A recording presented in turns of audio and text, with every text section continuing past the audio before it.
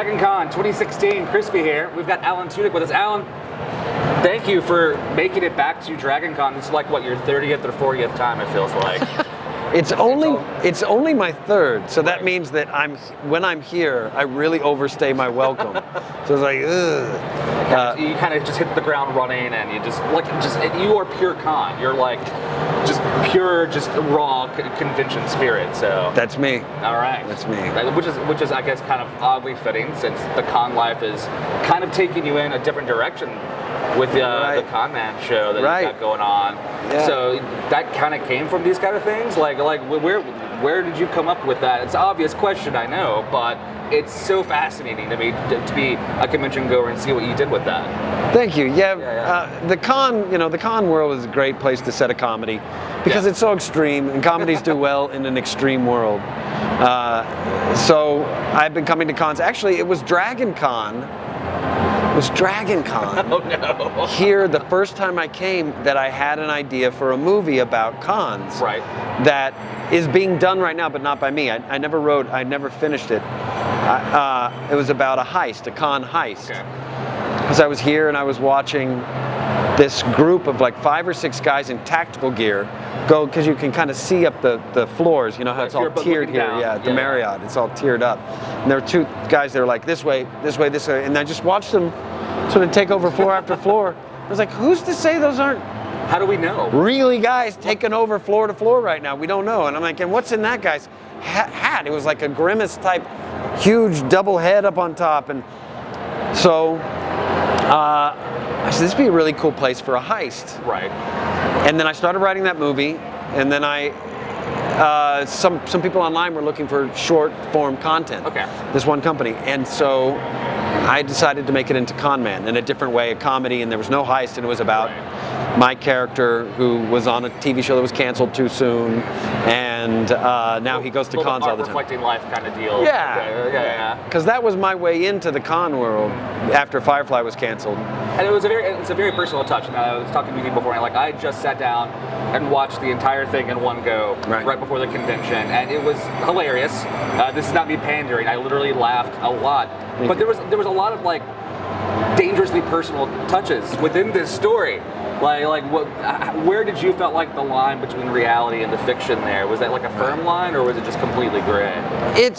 There's one firm line, which is my character Ray Nearly was on this show that was canceled, and then he makes a couple of missteps in his career. He does some bad horror movies and stuff, and ends up getting stuck. He can't get any more work acting, and the only work he can get is sci-fi horror work. The best thing he's ever done in his life is the show that got canceled, and he'll never get back there. Never lives that down. He resents the best thing he's done at this point.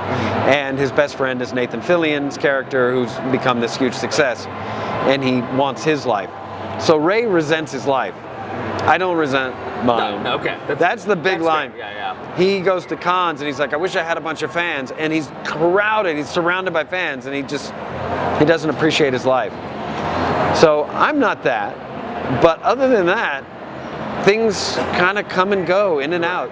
There's a thing in the first episode where I say Sean Astin is in it, and I say I get uncomfortable around fans, and he says that's because they're retarding your art. Because this whole thing about, to use the word retard, to limit, that they fill your ego, and your ego is an enemy to your art, and so then you can't get to your art. And as pretentious as that sounds, when I first started going to cons, it would take me about 2-3 days to get over them. Okay. Because everybody at the cons would make you feel like you're the king of the world. And then I'd come home and go, I'm the king of the world! And then nobody really thought I was. Right. And then it would take me a little while to... Goldfish like me, I guess. Yeah, exactly. Yeah. It's only you, Goldfish. Just you and I now. So when you first started doing the con circuit, it's been over 10 years now. Yeah. What's been like the highlights that you come to? And we're not specifically talking our show, but like what's the thing that brings you back to the con circuit in general? Like, what's the experience there for you? Well, now I know, since I've been to them so much, I know different you know, each con has its own personality, and definitely Dragon Con has a strong personality. This one's a party. Yeah. I have really good memories here of hanging out. I'm glad that you remember them. So Yes, I do. Yeah. I mean, some parts are splotchy, but That's fair. so I like going to cons for the specific con now. A lot of times I go to Australia to the cons out there because I love Australia and I love the people who run. Yes, it's gorgeous down there. I've been out there several times. I think 3 or 4 times going to cons out there. Oh wow. London, I don't know. I like the people now. I know a lot of the people on the circuit. And yeah, it's the fans. A lot of times you'll see the same fans over and over again from city to city.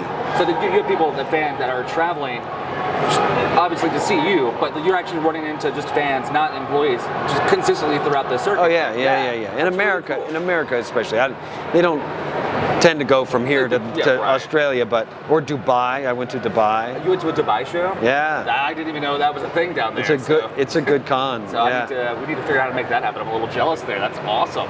So what is about with Dragon Con though? You've been coming back year after year. What's like one thing that not necessarily like the fans, but like a specific event? Is there something that you'd like to sneak into and try to catch while you're here? Wow. Well, I heard there's going to be a musical Scooter Jennings. I mean, that's not really a con thing, but Scooter Jennings, Waylon Jennings' son, is going to play here.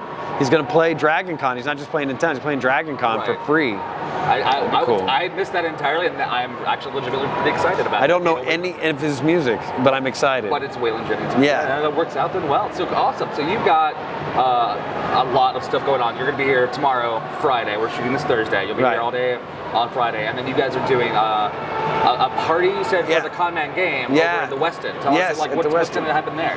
So Con Man the game is based, is kind of spun off of Con Man the series. And it has the same characters that we were talking about, mine and Nathan Fillion's and all of the people, Amy Acker and Henry Rollins, if y'all know Henry Rollins. I love that Henry Rollins. He was a pleasant surprise. Isn't he? For me when he showed up in that show. He's really funny this season. It comes out in November on Comic-Con HQ. But Con Man the game just came out a week ago, and so since it's brand new, we are throwing a party tomorrow night at the Westin for everybody to come, anybody and everybody to come. Hang out. It'll be a fun time. So you and PJ's going to be there. Yeah. I think Nolan's in town. Nolan North. Yeah, he's a very fun character. He's like a cat, so. Yeah. Excited. So Alan, it's been great. I'm really happy that you're back. Thank you. We got one last thing. We did a thing last year where we're asking random questions. So if you could draw a random question from the bowl. Please. And just go for it. Have at it. Dig in. And what is your random question? Do you read it to I'll me? read it to you. That's fine. All right. If you had a magic wand that could only do one thing, what would you have it do? A spatula. That's a pretty good wand. Could stir many, many things. It could stir pitchers of lemonade. All right. It could stir batters. You'd have one of the stars on the end, but it would. Yeah, it's a wand, but it would be shaped a little more. A little wider, a little flatter. Yeah, so you could get out of the bowl and magically, with elbow grease, magically scrape it out. Suddenly I'm wanting pancakes. I'm not sure why that is, but it feels good. So. Or also on the other end, the stick end, I'd play Con Man the game. And not just because we just came out with Con Man the game, available on iTunes and Google. Google whatever Play, Google Play, yeah, Google Play. I would stick because you build your own con and you'd have to touch. You got to touch a lot of things. So I'd use my wand. So if you don't actually market this, I think we might have some sadness. Get your little Con Man the wand. Con Man the game wand. The game wand. So that's gonna happen. So Alan, thank you so much for making it back out for your time, man. Hopefully you have a blast this weekend. Brilliant. Yes. Cool. Awesome. Cheers. Thank you guys so much.